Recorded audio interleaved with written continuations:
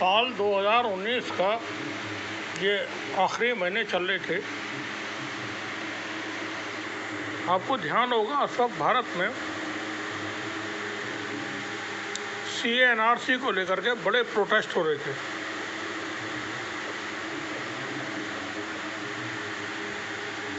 शाहीन बाग पूरी दुनिया में मशहूर हो चुका था। रात दिन हजारों लाखों लोग अपने घरों से बाहर निकल करके प्रदर्शन कर रहे थे।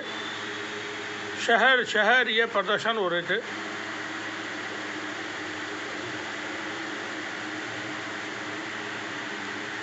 तो 2019 ख़त्म होता है, 2020 की शुरुआत होती है और कोरोना दुनिया में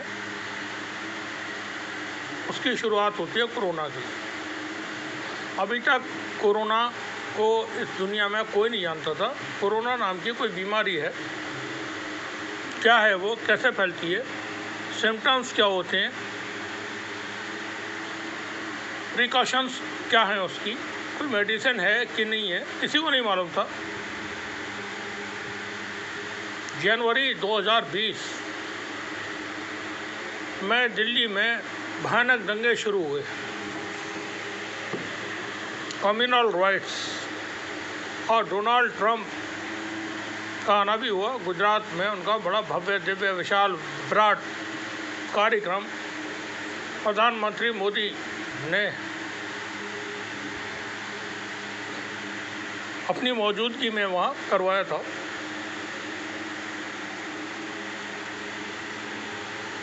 और दिल्ली में मारकाट ऐसी भयानक थी जैसे गुजरात मॉडल वहाँ रिपीट हो रहा हो। मुसलमानों की आबादियों को, मुसलमानों को टारगेट कर करके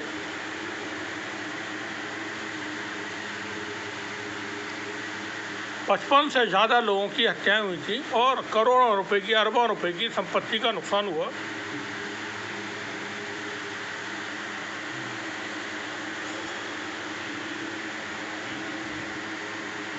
उसमें बहुत सारे ऐसे लोग फिर सामने आए जिन्होंने हाथों में हथियार लेकर के गोलियां चलाई पुलिस की मौजूदगी में।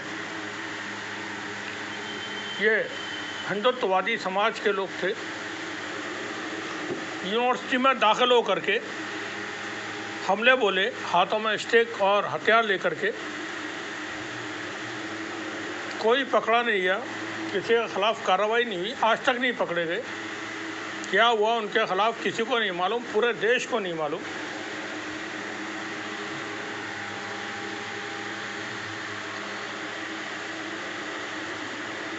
उन दंगों के बाद भारत के गृह मंत्री अमित शाह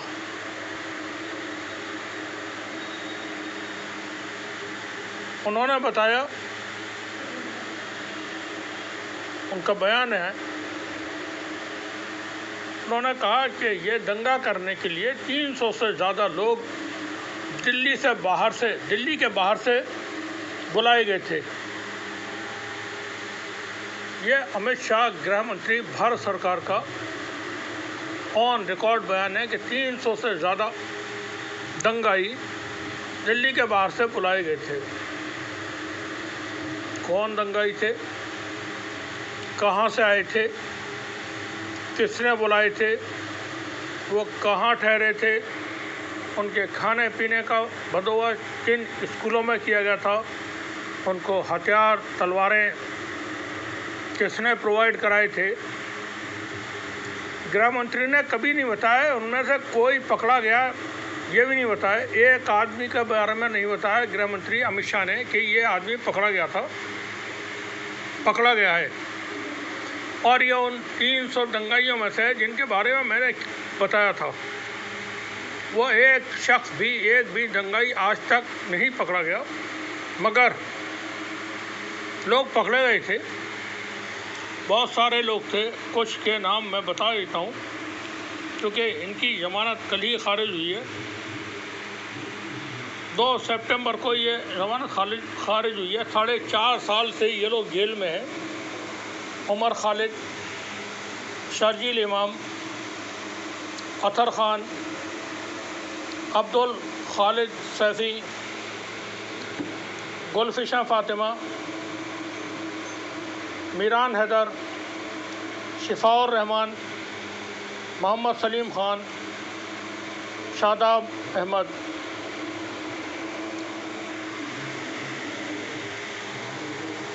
इनकी ज़मानत खारिज हुई है कल दिल्ली हाई कोर्ट से। ज़मानत खारिज करने वाले ऑनरेबल काबिल जस्टिस नवीन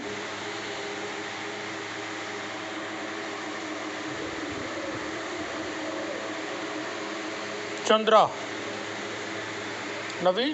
एंड दूसरे जो जज हैं ये महिला जज हैं शैलेंद्र कौर।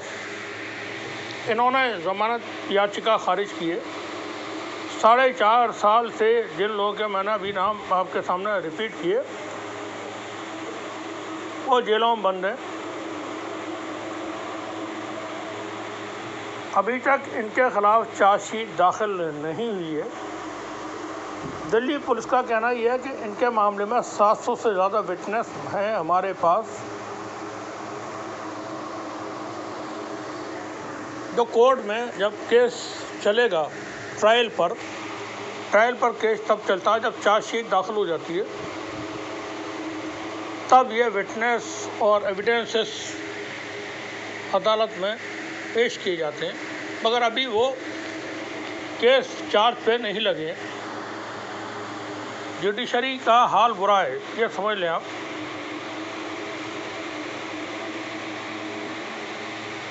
इसमें किसी को ठीक है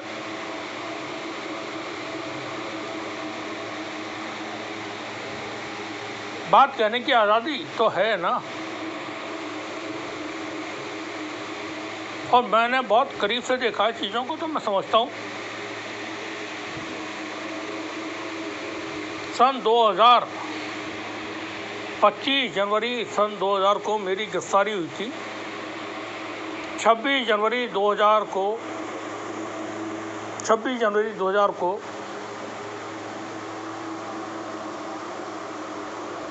मजिस्ट्रेट के सामने पेश किए गए और ज़मानत मिल गई और फिर वहाँ से ज़मानती दाखिल करके वापस आना हो गया। वो केस पिछले 25 सालों में आज तक चार्ज पे नहीं लगाए और कोर्ट के चक्कर पे चक्कर, तारीख पे तारीख 25 साल से आज भी तारीखें करनी पड़ रही हैं। केस चार्ज पे नहीं लगाए, ये मैं अपना बता रहा हूँ आपको, और ये 4.5 साल से पड़े हुए हैं। और सुने अब,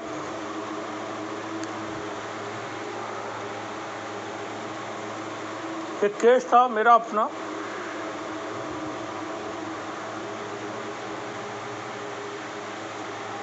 वो कत्ल का मुकदमा था जिसमें कोई विटनेस नहीं था। मेरे अधिवक्ताओं ने काबिल जज साहब के सामने ये एप्लीकेशन दी कि ये केस रद्द किया जाए, ट्रायल इसमें न हो। सोमवार से लेकर शनिवार तक रोज़ाना बहस हुई, इस पर 1 सप्ताह बहस हुई। 28-30 वकील मेरे थे कोर्ट में, उनमें से काफ़ी लोग हाज़िर होते थे। मेरे अपने सगे बहनोई, बड़े बहनोई, एडवोकेट कुंवर शमशाद अली खां साहब, एडवोकेट मुजीबुर रहमान साहब, एडवोकेट सुशील कुमार शर्मा साहब, एडवोकेट गिरी साहब, और वो सब कोर्ट में हाज़िर होते, बहस करते, आर्गूमेंट्स पेश करते। 1 सप्ताह बहस होने के बाद जज साहब ने उस केस को चार्ज पर लगा दिया जिसमें कोई एविडेंस और कोई विटनेस नहीं था। बाद में वो जा करके उसमें एक्विटल हुआ।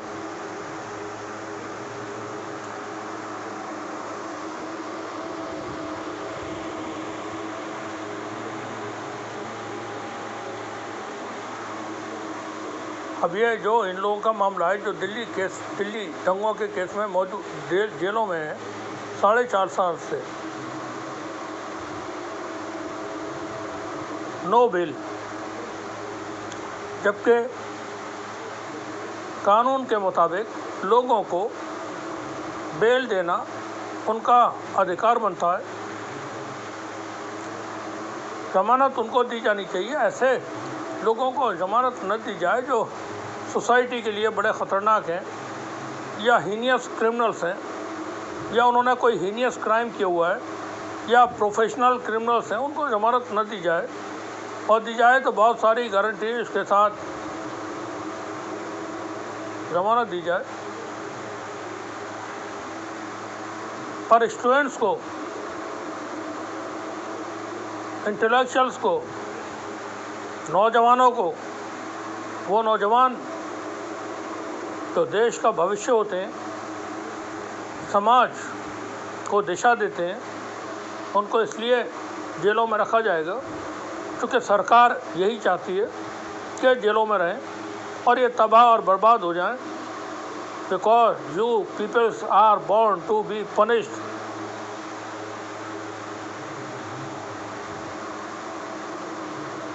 You belongs to a particular society,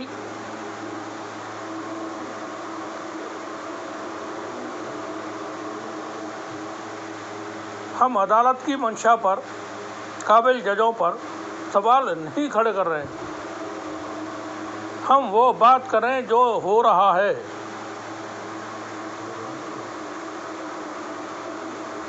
बड़ा ख़तरनाक है ये, तारीख पे तारीख, तारीख पे तारीख, तारीख पे तारीख। चूँकि चड्ढा साहब दूसरी तरफ से मौजूद हैं, जिन्होंने एक अलग रंग की चड्डी पहनी हुई है, और वो जो बैठे हुए हैं वो भी वही चड्डी पहन करके नीचे बैठे हुए हैं।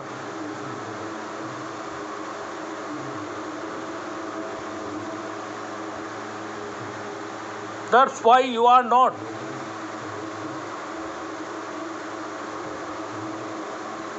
अब मैं क्या कहूँ, शुक्रिया आप सभी का।